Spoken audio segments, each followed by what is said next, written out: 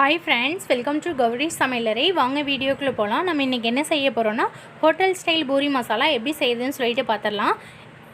இப்போ 1/2 கிலோ உருளைக்கிழங்க நான் குக்கர்ல 3 விசில் விட்டு எடுத்து வச்சிருக்கேன் தோல் நீக்கி எடுத்துக்கலாம்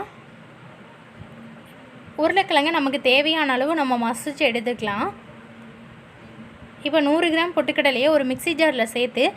நைஸா அரைச்சு எடுத்துட்டு வந்துறலாம் இப்போ நம்ம அரைச்சிட்டு வந்த பொட்டுக்கடலையில தண்ணி பூரி மசாலாக்கு எவ்வளோ தேவையோ அவ்வளோ சேர்த்து நம்ம கரைச்சிக்கலாம் கட்டி இல்லாத அதுக்கு முன்னாடி கௌரி சமையலறை சேனலை சப்ஸ்கிரைப் பண்ணி பக்கத்தில் இருக்கிற பெல் ஐக்கானை கிளிக் பண்ணிக்கோங்க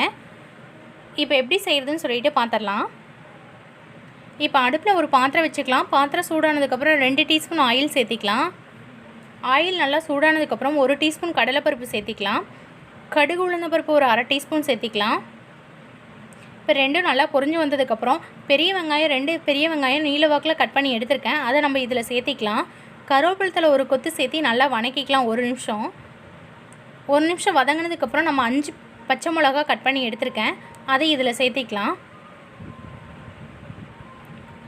இப்போ வெங்காயம் நல்லா வதக்கிக்கலாம்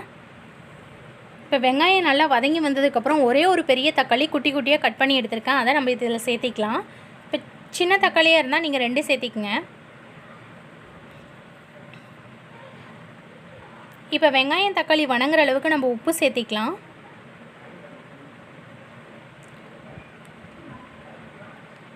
½ டீஸ்பூன் மஞ்சள்தூள் சேர்த்திக்கலாம்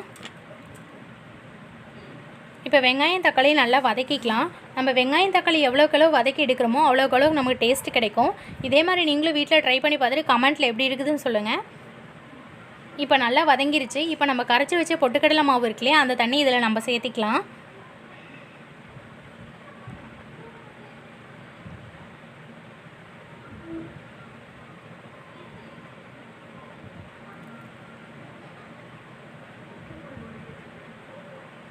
இப்போ பூரி மசாலாக்கு தேவையான அளவு உப்பு சேர்த்திக்கலாம் நல்லா கலந்து விட்டு தட்டு வச்சு மூடி வச்சிடலாம் ஒரு 2 நிமிஷம் கொதிச்சு வந்ததுக்கப்புறம் நான் உங்ககிட்ட காமிக்கிறேன்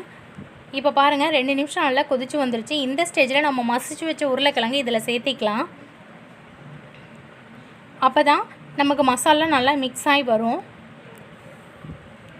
இப்போ நல்லா கலந்து விட்டுறலாம் கலந்து விட்டு தட்டு வச்சு மூடிக்கலாம் நல்லா கெட்டியானதுக்கப்புறம் நான் உங்ககிட்ட காமிக்கிறேன் இதே மாதிரி நீங்களும் வீட்டில் ட்ரை பண்ணி பார்த்துட்டு கமெண்ட்டில் எப்படி இருக்குதுன்னு சொல்லுங்கள்